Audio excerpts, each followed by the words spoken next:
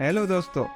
अगर हम इन्वेस्टिंग की बात करें तो इंडियन स्टॉक मार्केट में 5,000 से भी ज़्यादा कंपनी लिस्टेड है। तो इसमें हमें कौन सी कंपनी में इन्वेस्ट करना चाहिए?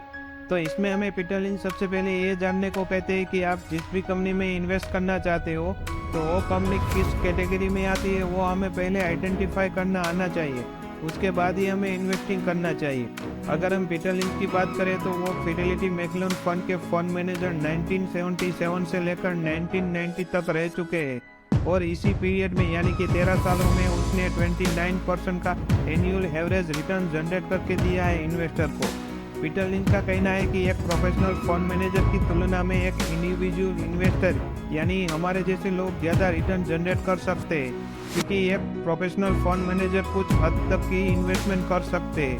तो आज हम ऐसी इंटरेस्टिंग बुक के टॉपिक के बारे में डिस्कशन करने वाले हैं, तो आप वीडियो के अंत तक जरूर बने रहे।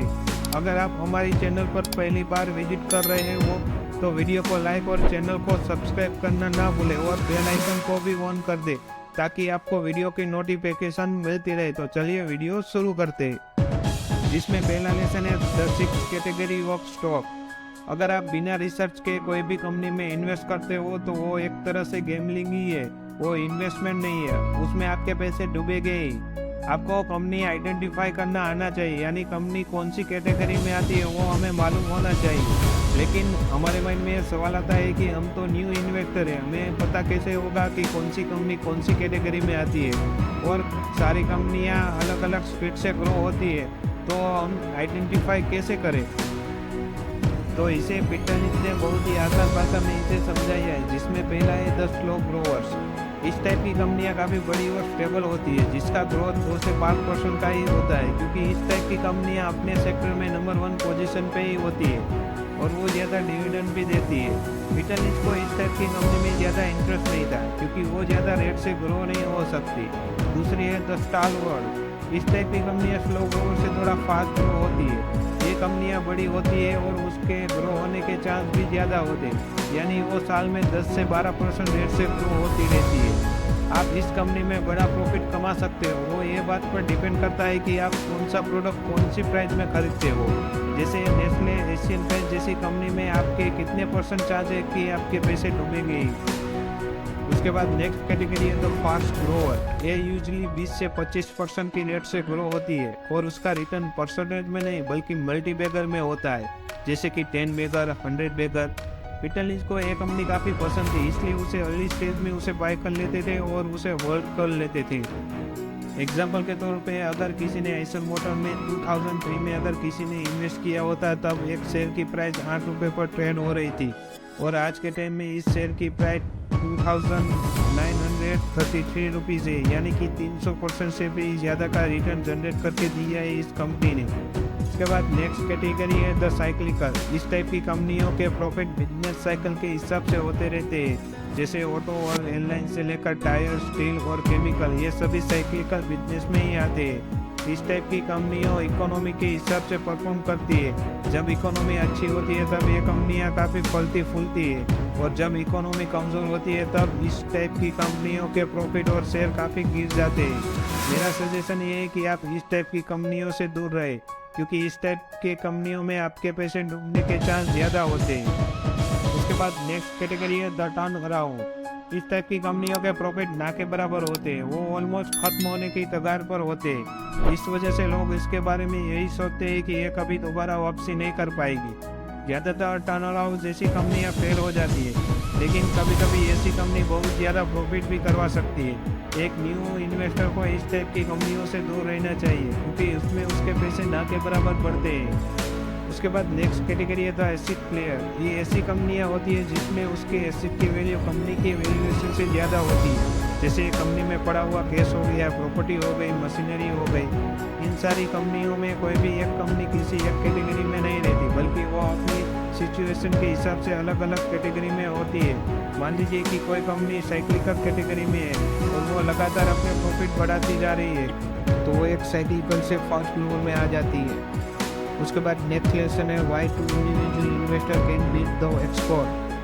तो इसका आंसर है क्योंकि एक प्रोफेशनल फंड मैनेजर को काफ़ी लिमिटेशन होती है। पीटर लिंच के अकॉर्डिंग एक प्रोफेशनल फंड मैनेजर होने के काफ़ी डिसएडवांटेज भी होते हैं। क्योंकि म्यूचुअल फंड में काफ़ी रूल्स और रेगुलेशन होते हैं जो एक फंड मैनेजर को फॉलो करने होते हैं, क्योंकि ऑब्वियसली वो लोगों के पैसे मैनेज कर रहे हैं, इसलिए उसे वो करना ही होता है और उसे कंपनी की पॉलिसी के हिसाब से उसे स्टॉक पिक करना होता है, इसलिए उसके पास अपॉर्चुनिटी भी काफ़ी कम होती है। ज़्यादातर फंड मैनेजर अपनी जॉब गंवाना नहीं चाहते, इसलिए वो स्लो ग्रोअर टाइप की कंपनी चुनते हैं इन्वेस्टमेंट करने को। अगर उसे अच्छा स्टॉक मिल भी जाता है तो वो उसमें डायरेक्ट इन्वेस्ट नहीं कर सकते, उसे पहले अपने मैनेजर को बताना होता है, उसके ऊपर रिसर्च रिपोर्ट तैयार करनी होती है, उसका एनालिसिस करना होता है। और एक बात याद रखिएगा, हर एक इंसान की सोच और ओपिनियन अलग अलग होते हैं, यानी वाकई में उस एनालिसिस को अच्छा स्टॉक मिल गया लेकिन उसके मैनेजर ने उसे रिजेक्ट कर दिया, तो आप ही बताइए कि हम और आपके जैसे लोगों को इतने डिसएडवांटेज होते हैं इन्वेस्टिंग करने को जितने एक प्रोफेशनल और एक्सपर्ट को होते हैं, नहीं ना। तो हम और आपके जैसे लोग के पास इतने ज़्यादा एडवांटेज होते हैं, इसलिए इसे कोई भी आम इंसान इसे बीट कर सकता है। आपको इन्वेस्टिंग करने के लिए कोई डिग्री होने की ज़रूरत नहीं है, बल्कि आपको बेसिक अंडरस्टैंडिंग होनी चाहिए और थोड़ा बहुत मैथ्स भी आना चाहिए, जिसमें प्लस माइनस डिवाइड आपको आना चाहिए। इन्वेस्टिंग के लिए आपको खुद ही स्टॉक पिक करना आना चाहिए, इसलिए आपको अपनी नॉलेज बढ़ानी होगी, जो आप बुक वीडियो ब्लॉग को पढ़ के आप भी बढ़ा सकते हो।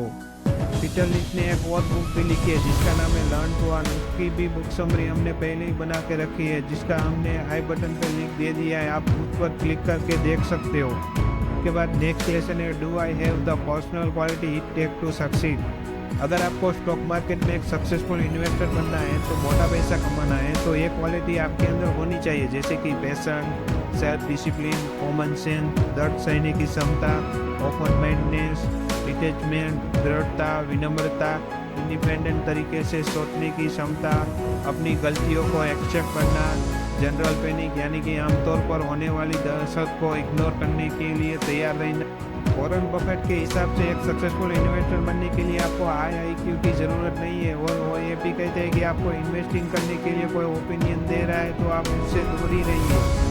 पीटर लिंच का कहना है कि आप एक्सपर्ट की एडवाइस ना लें। हम जब घर को डिजाइन करते हैं या अपने बाल कटवाने जाते हैं तब हम एक्सपर्ट की एडवाइस लेते हैं, लेकिन इन्वेस्टमेंट अलग है, उसमें आपको खुद ही एक्सपर्ट बनना होगा।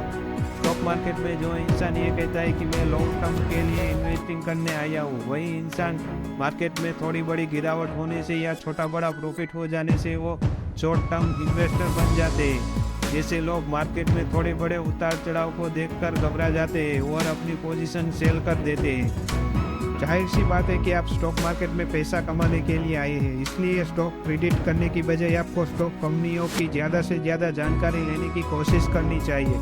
लेकिन आप स्टॉक मार्केट में ये बात जरूर पता लगा सकते हो कि मार्केट ओवर वैल्यूड है या अंडर वैल्यूड है। ऑथर खुद कहते हैं कि वो कभी मार्केट प्रिडिक्शन के बारे में यकीन नहीं रखते, बल्कि ग्रेट कंपनियों के स्टॉक खरीदने में यकीन रखते हैं, यानी ऐसी कंपनी जो अंडर वैल्यूड है, जिसके स्टॉक प्राइस आपके अंदाज से काफ़ी कम है और जो अभी न्यू है और हेडलाइन में नहीं आई है। आपको बस ऐसी एक स्टॉक को चुनना है, उसके बाद मार्केट खुद उसका ध्यान रखेगा। तो आई होप इस वीडियो से आपको काफ़ी अच्छी इन्फॉर्मेशन मिली होगी, तो वीडियो को लाइक और चैनल को सब्सक्राइब करना ना भूलें, और हम आगे आने वाला वीडियो कौन से टॉपिक पे बनाए वो भी आप कमेंट करके ज़रूर बताएं, ताकि हम उस टॉपिक पे वीडियो बनाएं। और आपका वैल्यूएबल टाइम देने के लिए धन्यवाद।